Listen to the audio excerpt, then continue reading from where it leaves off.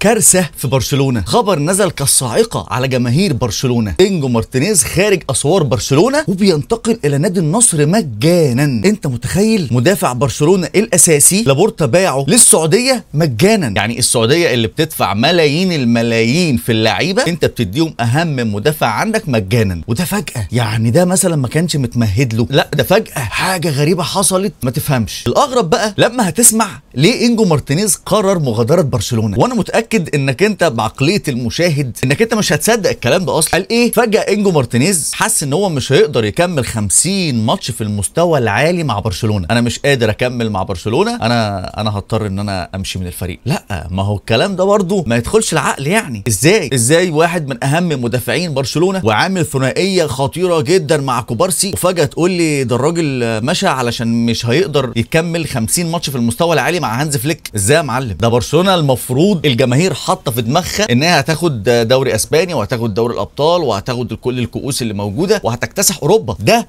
اللي في مخيله جماهير برشلونه. ده انت بدل ما تجيب صفقات انت بتطلعه مجانا. وحته مجانا دي برضو عليها 3000 خط و3000 ملحوظه. اكيد في حاجه غلط. ازاي لاعب بالاهميه دي في برشلونه فجاه كده يطلع خبر ان هو ماشي لنادي النصر ومجانا؟ يا معلم في ايه؟ اكيد في حاجه غلط. ماذا يحدث في برشلونه؟ يا ريت حد يقول لي.